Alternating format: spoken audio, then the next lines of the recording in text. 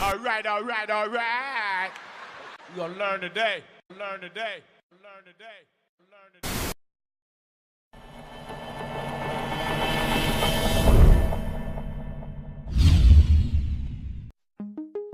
I'm Oprah Winfrey.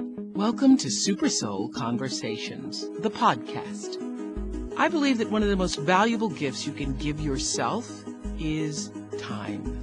Taking time to be more fully present. Your journey to become more inspired and connected to the deeper world around us starts right now. Today on SuperSoul Conversations, it's been nearly a decade since visionary spiritual teacher Eckhart Tolle joined me for a series of groundbreaking conversations discussing his best-selling book, A New Earth. Live streamed around the world, 40 million people joined us in what we called the world's biggest classroom. It still just thrills me to think about the collective consciousness that brought so many of us together. Now, in the midst of what feels like a shift separating millions of Americans and other people throughout the world, Eckhart is back to talk about the state of the new earth today. Eckhart believes that at the heart of the rancor, ego, is the source of all of our pain. I can hardly believe it's been 10 years. Almost. Me too. Yeah. You have been one of my greatest spiritual leaders. You've been one of my great inspirations here on the planet. Thank you. I mean, the lessons I've learned, look, this is my own frayed copy of the book. I know that there is now a New Earth 10th anniversary edition, but I will always hold on, even I need to tape these, bind the sides. I will always hold on to my own original copy because there are just so many insights and memories from it. I think that this was the world's biggest classroom that we created, right? Yes. Well, I've been trying to have this conversation because I thought that you could bring some really profound insight, which is my goal today, insight into where we are and this undercurrent of pain that seems to be showing up in front of ourselves. So I wanted to frame this conversation around actually examining where we are in this shift from egoic mind to consciousness. Because almost 10 years ago, we said we're moving to a higher consciousness. Yeah. And now it feels like there's a big divide that's preventing the consciousness. Or is the divide here to make us more conscious? Right. Well, the divide is a challenge, a big challenge. So the challenges that are inevitable for humans, sometimes they arise on a personal level, and at other times challenges arise in the collective, which means millions of people get challenged at the same time for the same reason. So from a higher perspective, what we are witnessing now and millions of people are experiencing now is a collective challenge. And all over the world, actually. All over the world, not just here. Mm-hmm. There's also, in America here, there's a division that happens that's basically, if you look at the population or the electorate, half the people live in one kind of universe with one kind of mindset, and the other half live in another alternate universe with another kind of mindset. And that creates a separation. The reason for the separation is that people are so identified with their particular mindset. Which is what ego is. That's what ego is, to be identified with mind, with thought structures, with opinions, with viewpoints, with perspectives. To be identified means to derive your sense of self, your sense of who you are, from certain thoughts in the mind. So if you're identified with your viewpoint or opinion, you don't realize that this is a viewpoint or opinion. To you, it is the absolute truth, and it is inseparable from your sense of self. Right, so you think you are that. Yes. So that's why you say, I am a Republican, I am right. a Democrat, I am whatever your job is, I am this thing. Yeah. Yes, so that's ego. So what's happening now collectively is a strengthening of the ego in many humans. So I want to say that first of all, everybody has an ego. Yeah. And before I read A New Earth, I thought ego meant the person who was arrogant, the person who was, overconfident, the person who was a show-off. But I, in fact, learned through a process of A New Earth that everyone has an ego. And the ego is really your identification with your mental state.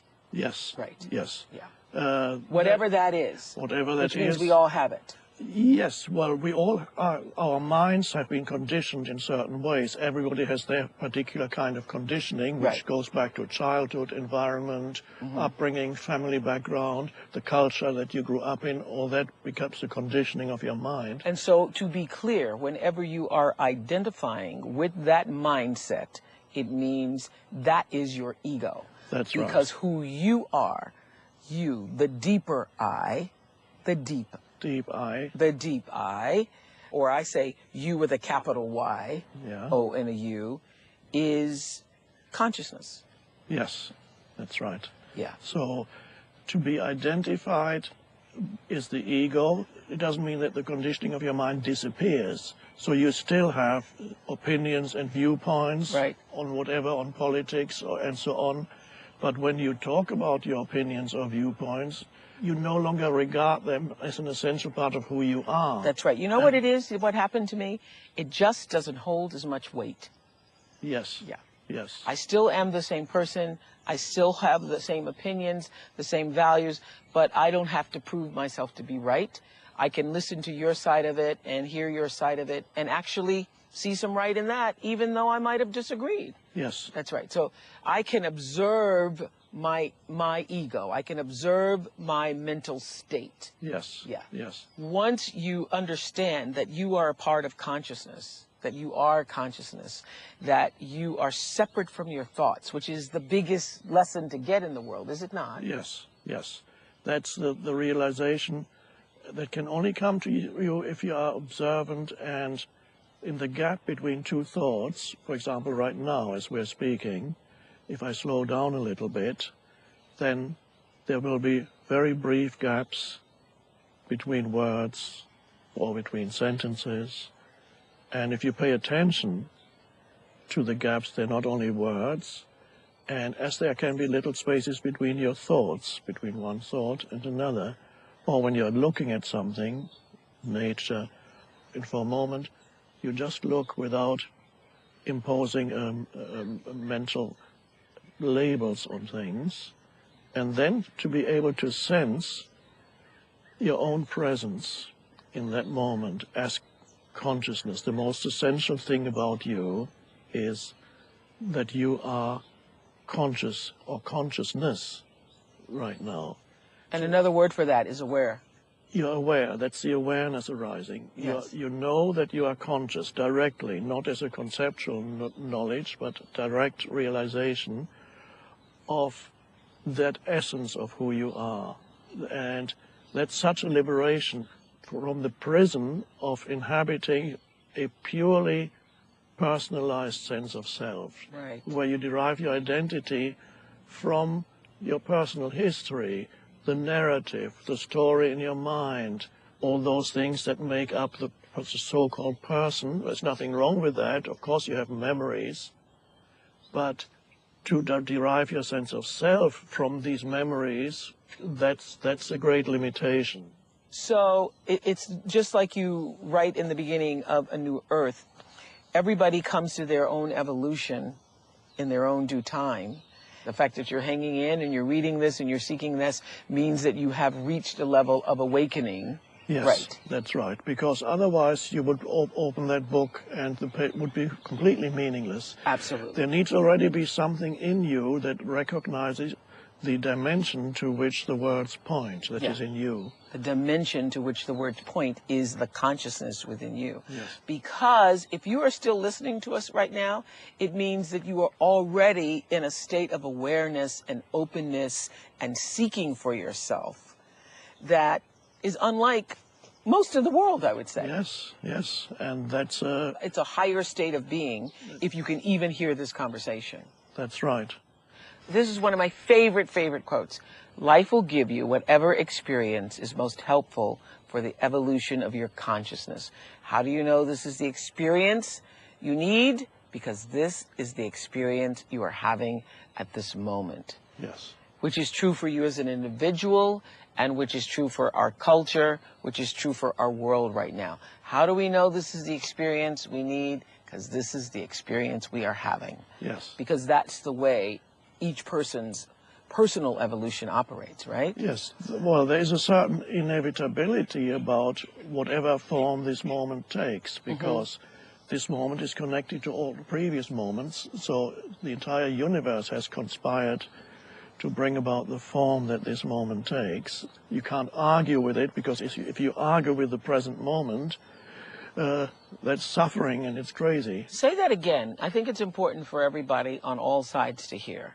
The entire universe, meaning every human being who's ever lived and evolved to this point, and every person that's been born, has been moving to this point in time where what we're experiencing in our lives personally and also on the political stage. Yes, because it's all connected. It's has been coming forever. That's right, yes.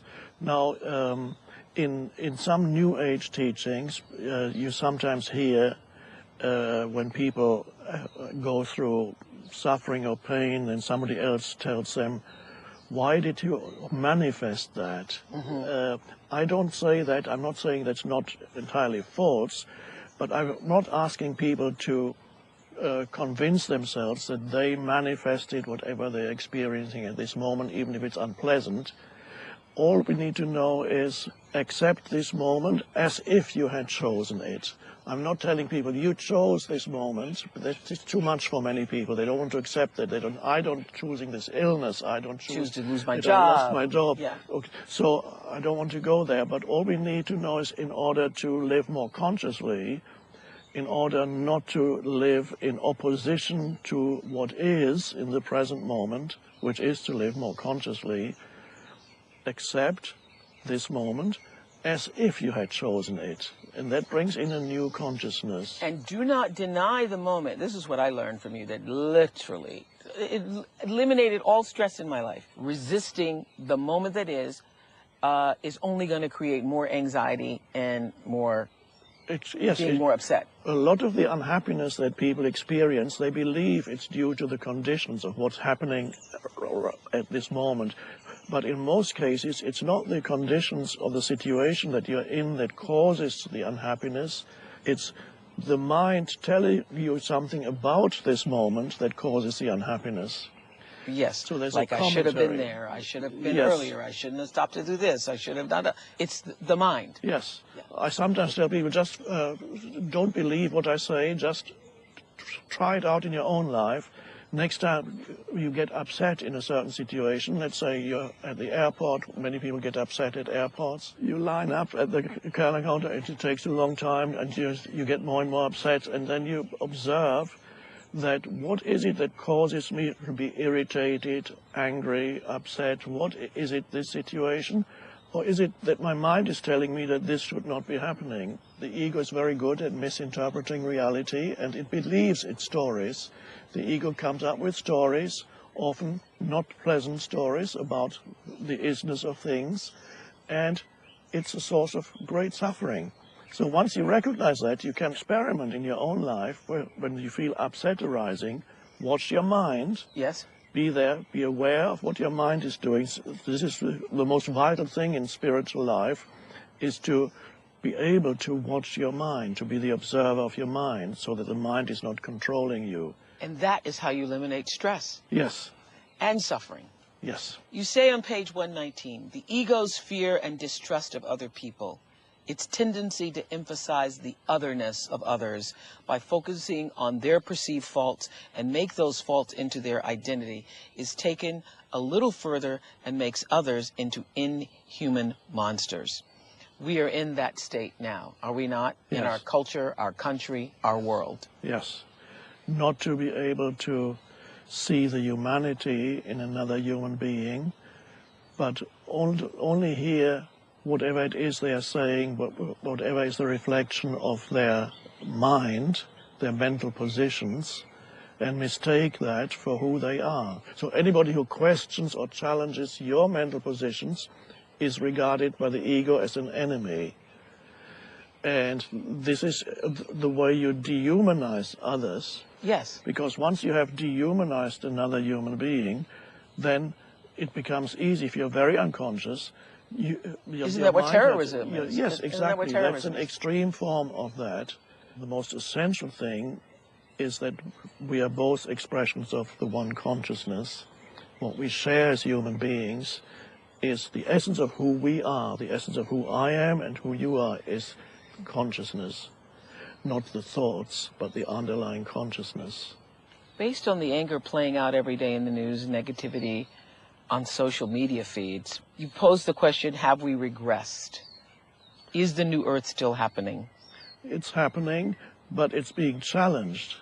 And from a higher perspective, being challenged is a good thing. Let's look at the nature of challenges. If you look at your own life or anybody's life, you may find that one way or another, what looks like obstacles to where you want to go, where you want to be, what you want to achieve, obstacles seem to arise almost continuously in the form of difficult people, difficult situations. Some people have the perception that they're being sabotaged by life all the time. People resent being challenged by life. They think challenges should not exist. But as I sometimes put it, you may find, if you have lived for long enough, that at some point you realize that the world isn't here to make you happy. It can't do that. It's sort of like human evolution, where you say it's not linear. You take 2 steps forward in your own life and a step backwards. And then the further back you go, the more of a bounce you have to move forward, right? Yes, we definitely have evolved in consciousness, but it does not go in a straight line upward. As the evolution of consciousness happens, you regress, and then you go forward a bit more. And it goes in cycles. I hear people saying all the time, are we going backwards? Are we stepping backwards? Indeed, you say, we are. Yes, all the signs are that now we are at the beginning of a regressive movement, which does not mean that every individual will become identified with ego again. It's a challenge, but it does not mean that you will also have to regress. Doesn't this mean, because, you know, what we're facing in the country politically, the divisiveness, the political divide here, I think that these times, however it's showing up in your life, because there's really only one goal, and that is for us to become more conscious, to become more fully human, to fully express the depths of what we have come here to do, that this is showing up to bring out the most, the best, the highest. Yes, the challenge actually forces you to go deeper. First, you may suffer. If it drags you down into unconsciousness, then suffering arises again. And as you suffer, then you're forced to transcend the suffering and go deeper. So the big opportunity when challenges arise is the opportunity and the need to intensify your presence. Meaning being fully here. Yes. Fully here. More alert, more present. More aware. Yeah. Will you share your philosophy about how this past election was in some way a mirror of our collective consciousness? Yes. So it brought to the surface what was already there in the collective unconsciousness. And now we have the division in pro-administration in Washington and against it. And this is a typical example of how the ego operates and how the ego's need to have enemies. So it comes back to what I was saying Separation. earlier, the ego's fear and distrust of other people. Separation. Yeah, wanting to emphasize the other, the Wanting other, the to other. emphasize separation. Because if I can make you the other, then it makes myself. That's an important point. It strengthens your sense of self, but that it's a fictitious sense of self. It's a mind-based sense of self. It's not a happy sense of self. So that is important for people. They need to be very alert. Not to get sucked in. That's it, yes. Because that's the great danger. Yeah. But how can we have disagreements with people and see things that are wrong, that are injustices, stand up and take action and do that, without getting ourselves sucked into the negativity. Yes, without deriving your sense of self from your perspective or your viewpoint. So it is then, if two conscious people are having a discussion, let's say one is a Democrat and the other one is a Republican, and if both of these people have a certain degree of awareness, which means they are not totally identified with their perspective, with their point of views, they would be able to have a discussion without animosity arising, without regarding the other as an enemy. You don't have to be disagreeable when you disagree. What that saying implies is you don't have to be totally identified with your perspective and your viewpoint, and yet you can put it forward in strong terms. This is how I see it. Yeah. Without deriving your sense of identity from it, because your sense of identity arises from a deeper place, from the stillness within you, the consciousness, that space of awareness that you are, the presence, whatever word we want to use. You can sense or this that. need to prove that you're right, which I used to have that big time until I read this book. I used to have the... Yes, many people have that. Yeah. The need to be right is a very egoic thing. Yeah. The ego thrives on being right, which always implies there needs to be someone who is wrong. So the need to make the other wrong, then it strengthens the ego, which means it strengthens what is ultimately a false sense of self. And it's never a happy sense of self. Even if you can prove that you're right, you're still not happy. Well, yes, and because I learned from A New Earth that it wasn't just my need to be right. It was my need for you to see and say that I was right. Yes, I mean, there can be incredible force behind it, this need to be right, incredible force behind it. Yeah, I get that.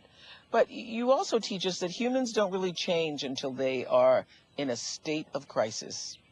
Yes, and this is where challenge comes in again. So are we there yet? We're in that state of crisis, aren't we there? Yes, and it may get worse before it gets better, but that is a necessary part of the evolution.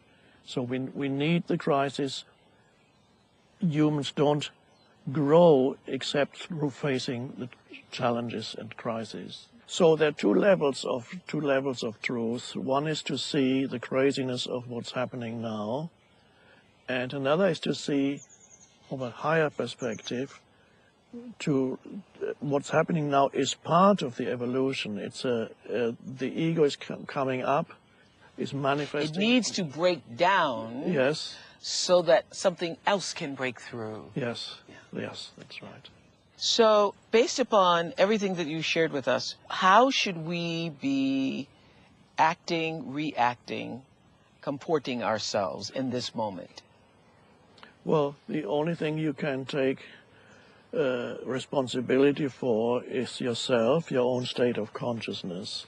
So first of all, the most important thing to realize is in any situation, whether it's to do with a collective, political situation, personal situation, in any situation, what is primary is your state of consciousness, the state of consciousness with which you face that situation. So how can you sit and observe the hysteria, the craziness going on, and kind of be still with it?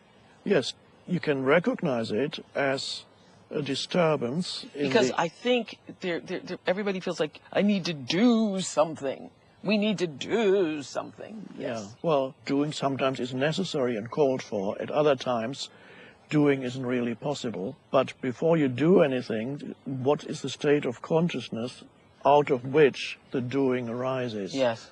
Because that determines the quality of your doing. Yeah, yeah. And as you're saying that, I'm thinking everybody can open their heart space, their sense of awareness, consciousness, being, to not otherize the other. Yes, yes. Everybody can just open that just a little bit. Yes. And with that comes the ability also to listen to the other. Yes. The ability to listen means there must be a little bit of space in you, a little bit of awareness in you. True listening implies that you are still while you listen. You give your complete attention to the other. And that changes the relationship. because that brings in the spiritual dimension or the transcendent dimension, whatever you want to call it. You need to be able to bring the stillness into the relationship. And another thing happens when you listen to another. In that still moment when you're listening, you're not only aware of what the other person is saying. In that stillness, you can also feel a deeper essence in the other human being beyond the words that he or she is speaking.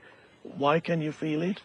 You can feel that deeper essence in the other because in that moment of stillness, you can feel it in yourself. You can only do that, though, when you become aware enough about your own self to know that you are not your thoughts. Yes. And so that when you see somebody, you know, raging against the world, Yes. you have the ability to step back and know that they are not their rage. That's right. That beneath the rage, beneath the anger, beneath the pain, beneath the sadness, beneath whatever they're showing to you, there is the pure consciousness that is also you. Yes. Yeah. Yes. Well, if we all could do that, then there'd be no need for us to have this conversation. That's Yes. right. Yeah. Yes. Despite the level of suffering people are inflicting upon themselves and on one another, do you have hope that people will wake up? Yes, it's inevitable for consciousness to arise more fully on the planet because it's part of the entire evolutionary impulse of the universe is towards consciousness. So it is arising. It can be delayed, and that's not a bad thing. Delays can only have a deepening effect ultimately. What's the way forward? The way forward is for the individual to take responsibility, to remember that the most important thing is not what's happening out there. What is primary is I'm saying now, my state of consciousness at this moment is primary. That determines what form the future will take. So, important thing to realize is what happens to you is much less important than how you respond to what happens. That determines your life. It's not the things that happen to you that determines your life. Ultimately, it's how do I respond to what happens, and that is also your area of freedom. You can choose to respond consciously to what happens. Then you're not at the mercy of what happens to you. What is the purpose of the soul? Well, by soul, I have another word for it. Okay. I've recently been using the pointer, the deep I. The deep I. The deep I. At that level of the deep I, which is consciousness itself, you are already complete. The deep I has nothing to achieve. All that the deep I wants is to come more fully into this dimension. So there's no evolution of the deep I itself, because at that level you're already complete and perfect and it's timeless. But it comes as it comes into this dimension. So your soul isn't here to evolve? Your soul isn't here on the planet to evolve? It's here to come more fully into this dimension. You could call that to evolve. Okay. But the soul itself, the essence of who we are, is already timeless. So it evolves in this dimension by coming more fully into this dimension. Eckhart, how do you know this? Well, it's an intuitive insight. A question is asked, and then the answer comes through the stillness. That's how it works. It's not figured out through the mind. It just comes from you, through you, out of consciousness. Out of consciousness. And then somebody else listens to it, and suddenly they go, yes. When you hear the truth, it resonates and it feels like an aha. Yes, it's always recognition. It's a reminder of what you already knew. Yes. Deep inside. Yeah. So, when are you in an absolute state of well-being, or are you always there? There's always a well-being. Of course, the body changes. The physical well-being can vary. But underneath the physical well-being, there's always a deeper sense of well-being, and that arises out of the realization of the deep I. That's always fine. But no matter what's happening on the outside, the deep I is always fine. That's the experience at the surface of life. All these things happen on the surface of life. Do you enjoy the surface of life as Yes. deeply, or are you always in this sort of meditative state? I enjoy it, but not in the way where I would say wow, I'm going to see Oprah again. Isn't that so great? I don't get excited about it. There's an enjoyment. Even when you called me many years ago, I remember you called me up and you said, I've chose the New Earth as my next selection for the book club. Yes. And I said, oh, that's great. So I felt pleased. You said thank you. I remember you said thank you. And usually people go, oh my God, believe it. Actually repeated it. I said, did you hear what I said? I'm choosing your book. And you go, thank you. I go, okay, thank you. Thank you so much. What do you think happens when we die? Well, the personality dissolves, but to realize that is when the ego subsides and you become aware of your deep I, which is awareness itself, we just put it like that. You become aware of the deep I. That's the part of you that is beyond death. So when you can sense the consciousness in you, then you become actually aware of that which is also beyond time and that which is ultimately divine in you, the divine dimension, to use that term. And that is what is beyond death. And then you lose your fear of death, which is a good thing. You no longer need to fear when at some point the body dissolves, and that's fine. So, something to look forward to. I think it's going to be a big hootenanny surprise. Yes. When you, as that ray coming from the source of all light, get to rejoin with the source. Yes. Yeah. Yes. That's got to be a party. Yes. Thank you. Thank you. Thank you. Always a joy to talk to you. I'm Oprah Winfrey, and you've been listening to SuperSoul Conversations. Thank you for listening. Thank you for watching this video, my friends. I hope you really enjoyed it. Make sure you leave a comment below, and please subscribe to this channel. I want to give you so much more. Thank you, and I'll see you next time.